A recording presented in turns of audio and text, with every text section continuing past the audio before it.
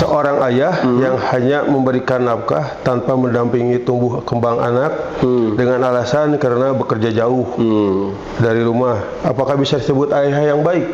Fenomena nikah muda tanpa ada persiapan yang matang. Tidak sedikit juga yang setelah sekian lama menjalani rumah tangga memutuskan untuk bercerai. Nah, bagaimana tanggapan mengenai fenomena yang banyak terjadi nih, apalagi saat ini mungkinnya Menikah adalah salah satu pembuka pintu rezeki. Tapi kenapa banyak yang berpisah karena faktor ekonomi?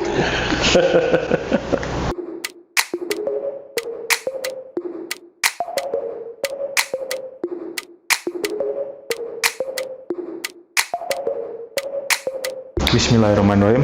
Assalamualaikum warahmatullahi wabarakatuh. Waalaikumsalam warahmatullahi wabarakatuh. Alhamdulillah nih kita dipertemukan lagi di kesempatan kali ini. Kabar Abah Hasan? Gimana kabarnya?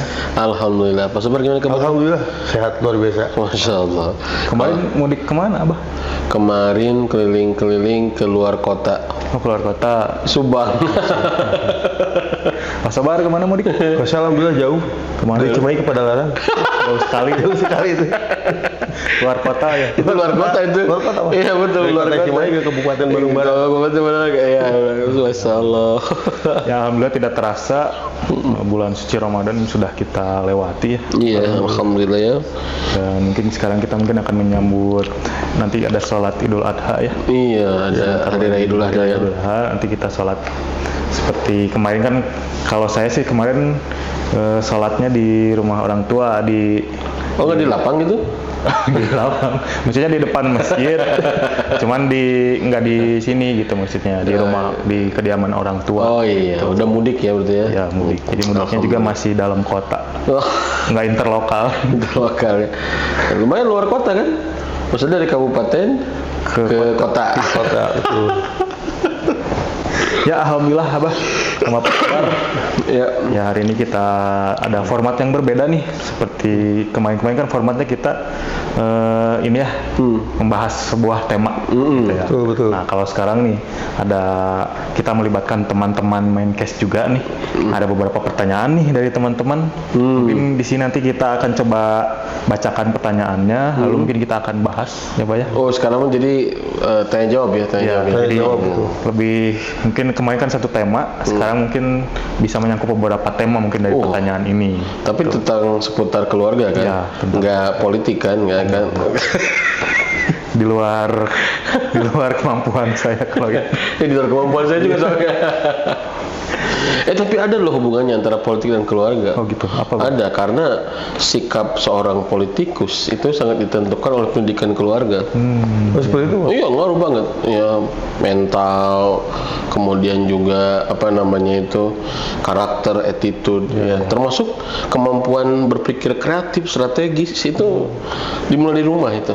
Dimulainya dari rumah. Dari rumah ya. Selain memang ada watak ya, Iya. tapi juga dimulai dari rumah. Ya, belum lagi memperkuat nilai-nilai atau value-value kebaikan sebelum jadi politikus kan. Jadi kita mau ngebahas politik atau ngebahas keluarga nih? Kita bahas keluarga aja, Pak. Keluarga ya. Kalau politik tapi Jangan ada- jauh-jauh terlalu Oke, jauh. lagi. Oke, jalan lagi. Ya mungkin kemarin nih saya dengan Pak Sobar sudah mengumpulkan survei mungkin ya Pak ya kepada Masya Allah. teman-teman Maincast. Betul.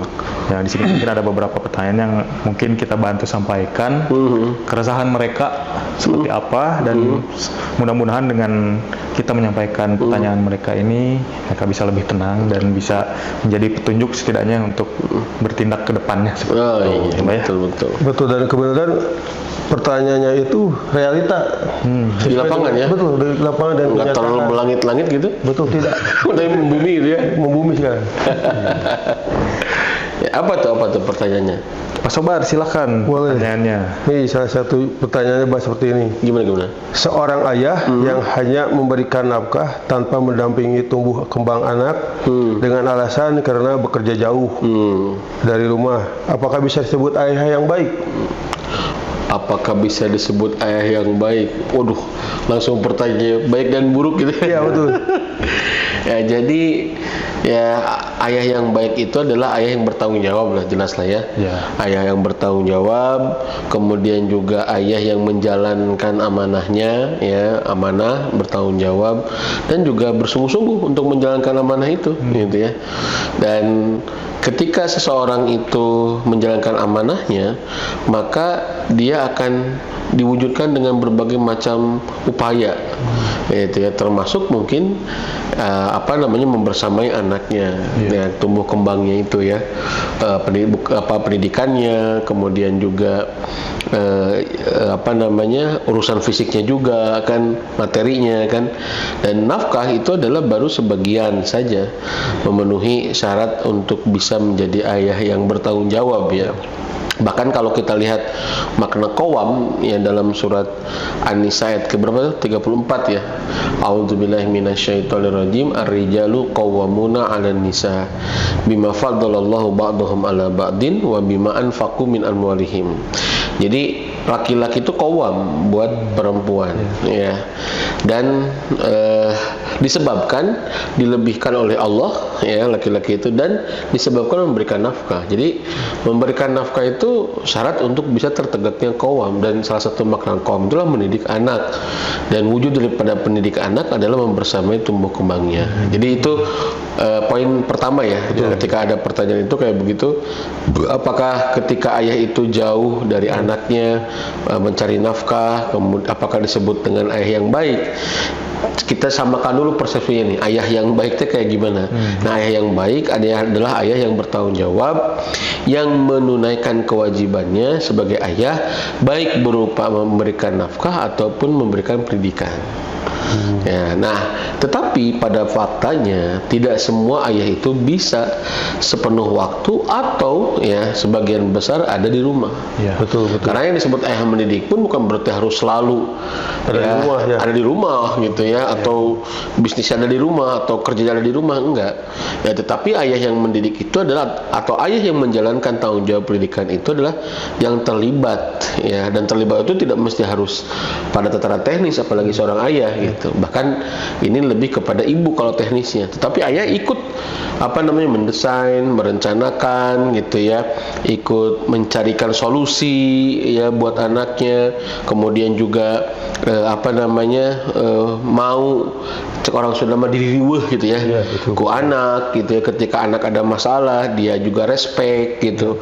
Nah, ini ya menunjukkan tanggung jawabnya, walaupun mungkin si ayah secara fisik tidak selalu hadir di rumah. Nah, ini ya, makanya ini harus memang dikelola ya bersama istri, bermusyawarah, wasyawirhum fil amri, ya bermusyawarahlah kamu dengan mereka ya, bagaimana teknisnya, bagaimana seharusnya, bagaimana yang lebih baik gitu kan ya. Ya idealnya ya ayah ada gitu ya. Maksudnya sering ada di rumah, tetapi kan tidak semua kondisinya Allah takdirkan begitu. Maka ya yang penting adalah ya, niatnya itu ya betul-betul, karena niat ini akan menentukan ya, niat ini akan menentukan. Jadi jangankan ayah sering jauh dari rumah, ayah yang dekat sering di rumah aja kalau tidak ada niat betul jadi gitu ngedidik budak tuh gitu ya. Maka kalau saya menekankan kepada niat ya, yang kedua baru nanti berbicara masalah teknis. Ini gimana nih teknisnya, dimusyawarahkan dulu dengan istri gitu ya. Jangan-jangan ayahnya semangat keluar, istrinya enggak. Nah, ini masalah juga kan ya. Makanya rumah tangga bukan hanya tentang berkembangnya diri seseorang, tapi bagaimana berkembang bersama. Makanya poin musyawarah itu penting menurut saya ya.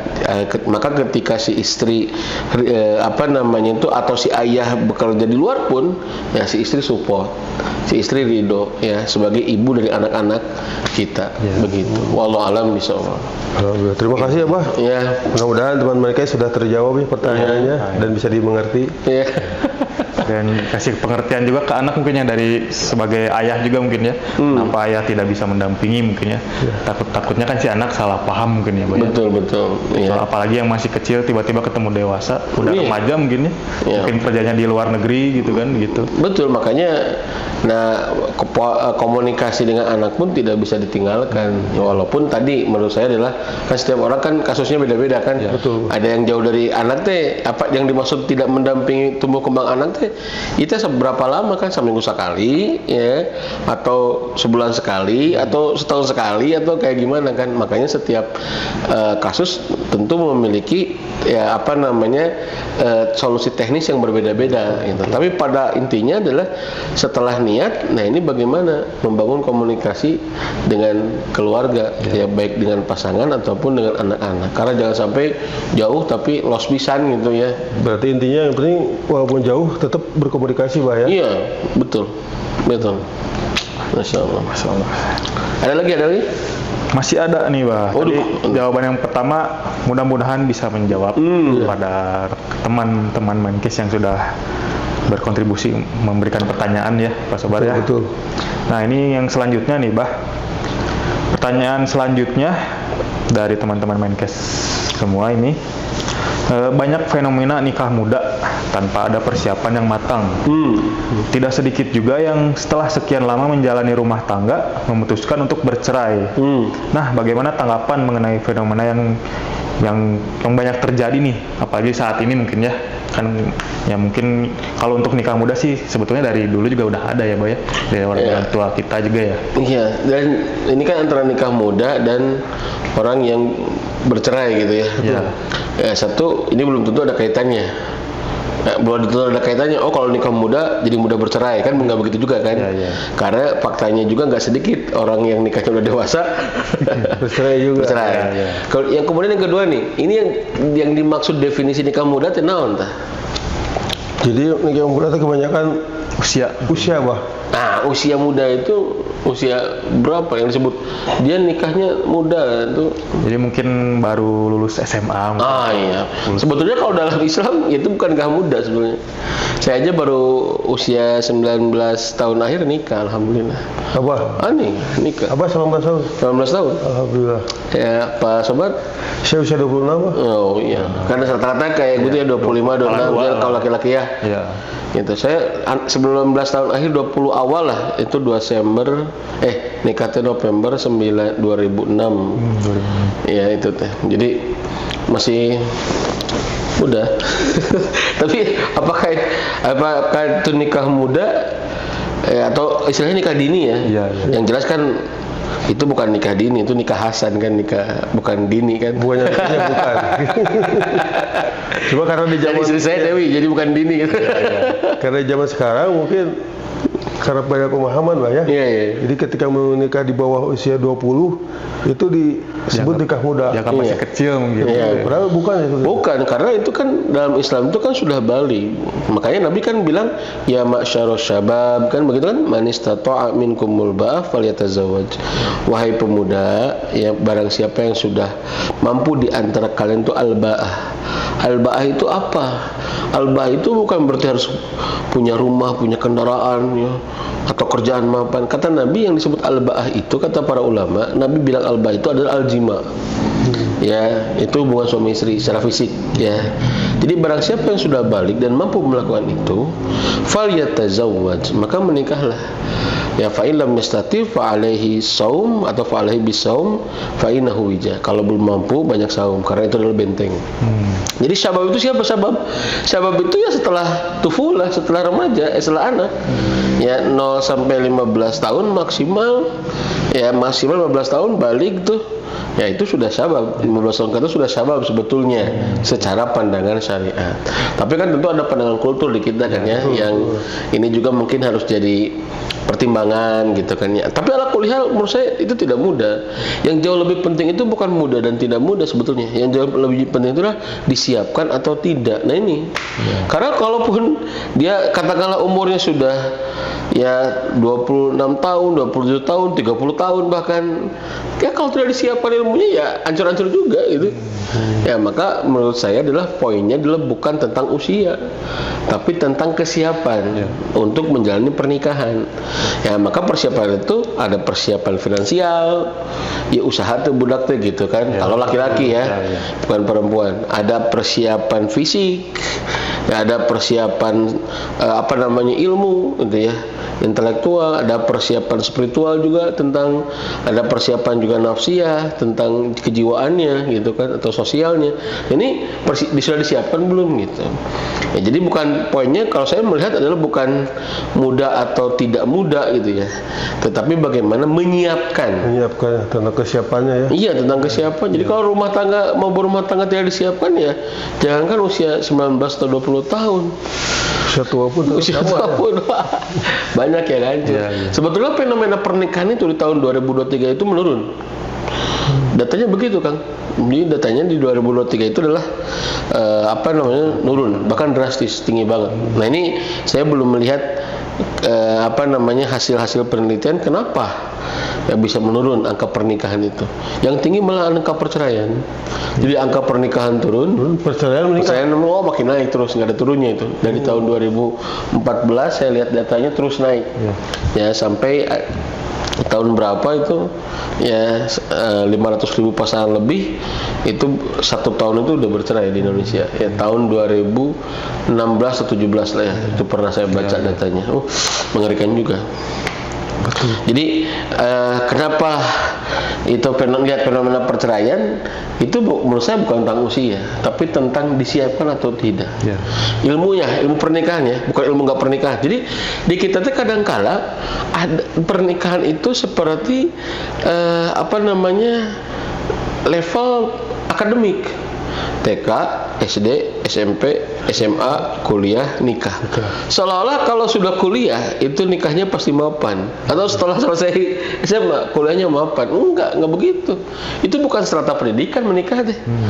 Ya, jadi jangan merasa aman kalau ini mah udah lulusan S1, ini mah lulusan S2. Ya, kalau nggak belajar ilmu tentang pernikahan udah ternyambung tuh. Betul. Ya. Dan yang dibutuhkannya kan ilmu pernikahan. Saya S2 misalkan teknik, kan nggak tiba-tiba langsung dewasa dalam pernikahan. Ya, kalau tidak ada ilmunya, walaupun tingkat atau strata pendidikan saya atau tingkatan akademik saya tinggi gitu, kan nggak begitu. Tetapi ilmunya disiapkan. Nah, sayang di kita banyak para orang tua yang tidak menyiapkan ilmu itu kepada anak-anaknya. Bahkan orang tua tuh kalau kata Boy Risman mah, ya ngedidik anak itu tujuannya harus bertahap. Satu, ya niatkan kalau ngedidik anak kita jadi hamba Allah. Yang baik artinya menjalankan ibadah. Yang kedua adalah menjadi suami istri yang baik. Yang ketiga baru jadi urusan profesi yang baik. Ya, jadi hamba Allah, diri sendiri. Ya, kemudian yang kedua? Suami istri, targetan pendidik anak itu jadi suami istri gitu. Disiapkan jadi suami istri. Yang ketiga baru profesi. Urang mah juga ngagajel Pak Sobat. Langsung karena profesi. Bisa karena lamun profesinya bagus, rumah tanggana mapan. Masih aman deh. Enggak begitu ceritanya. Gitu.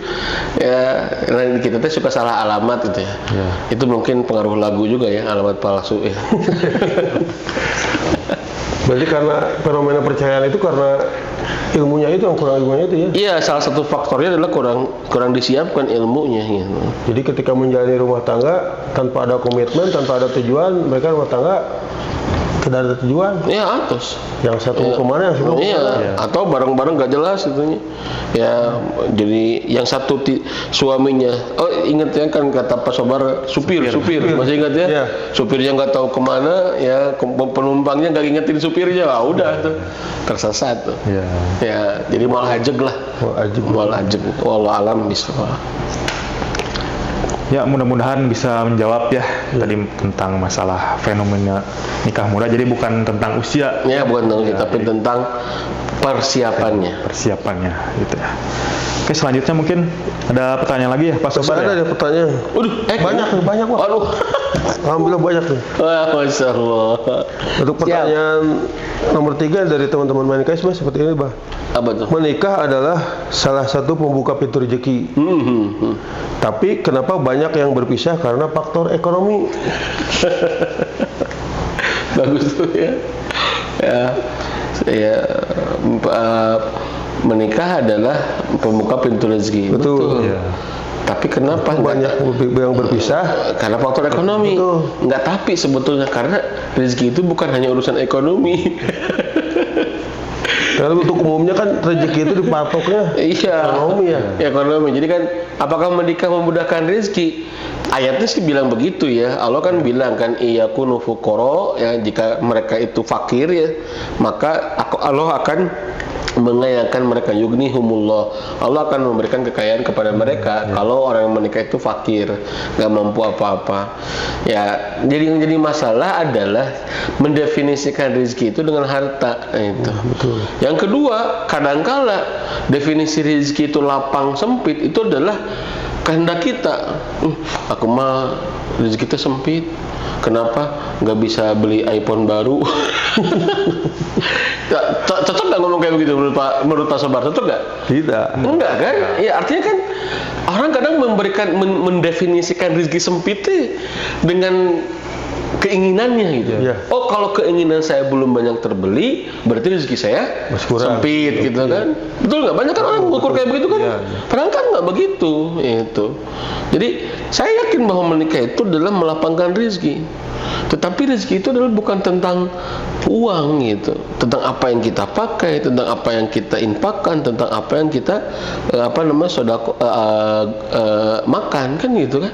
Yang kita makan, yang kita pakai, yang kita sodakohkan, itulah rezeki. Itu. Apapun itu bentuknya. Ya, maka kalau disebutkan kenapa menikah itu melapangkan rezeki, tapi buktinya geningan banyak orang yang bercerai dengan faktor ekonomi, berarti nggak betul dong tadi premis pertama, asumsi pertamanya gitu ya. Ya enggak lah, karena yang salah itu adalah pikiran Anda mendefinisikan rezeki kan begitu. Ya, yang kedua, apakah betul-betul gara-gara faktor ekonomi? Ya risetnya sih banyak yang kayak begitu ya, faktor ekonomi, kemudian juga pihak ketiga. Ya pihak ketiga itu bisa perselingkuhan, bisa intervensi orang tua terlalu banyak, atau pihak yang ketiga itu banyak lah ya. Bukan hanya orang luar yang nggak ada nasabnya, tapi juga bisa iparnya, bisa mertuanya, bisa orang tuanya sendiri yang terlalu intervensi jadi masalah. Dan memang faktor ekonomi ya itu menjadi salah satu yang menyebabkan orang bercerai. Dan sebetulnya pemantik itu mah Bukan yang utamanya ya. bukan yang utama lah ya. Yang utamanya mah nyakal orang syukur ya, bukan Betul. Kurangnya bersyukur dan bersabar berarti. kurangnya bersyukur dan bersabar itu lemah ya, akhirnya hatinya banyak kering kan. Kalau sudah kering kayak dedaunan udah kering gitu ya, kertas sudah kering, jangankan pakai api yang besar, karek korek api wae geus hurung kan gitu. Sama. Jadi kenapa ada orang yang menyebutkan faktor ekonomi itu perceraian? Ya, kalau kurang ya jadi bahaya gitu maksudnya, karena itu bukan faktor ekonominya sebetulnya, itu hanya pemantik saja. Ya, tapi yang jadi masalah adalah hatinya gitu, nggak kurang bersyukur, kurang bersabar, nggak paham tentang visi gitu ya, nggak paham tentang tugas pernikahan. Akhirnya dapat ujian ekonomi dikit, gitu. Faktanya banyak orang ekonominya lemah tapi tidak bercerai. Betul. Iya. Jadi bukan karena faktor ekonomi. Walau alam misal ya. Tentu ini bukan berarti kita menafikan pentingnya perlunya ekonomi dalam rumah tangga kita. Cuman maksudnya itu bukan satu-satunya pemantik yang paling utama dalam urusan perceraian. Oke. Jadi intinya mah mungkin ekonomi di sini memang uang bukan segalanya ya, Bay. Betul. Tapi segalanya butuh uang. Segalanya butuh uang. Betul. Termasuk haji ya. Iya. Ya, terima kasih, mungkin buat teman-teman Gaiman Case bisa terjawab insyaallah ya. Mudah-mudahan ya. Jadi ya ini mah obrolan sederhana aja lah ya. Betul. Jadi sebenarnya bukan pemantiknya itu bukan ekonomi, tapi karena kurangnya bersabar dan bersyukur. Iya. Karena kalau dengan banyaknya bersyukur, insya Allah akan menambahkan rezeki kita. Betul. Iya. Terima kasih. Masya Allah. Ada lagi ya? Masih ada ini. Masih ada.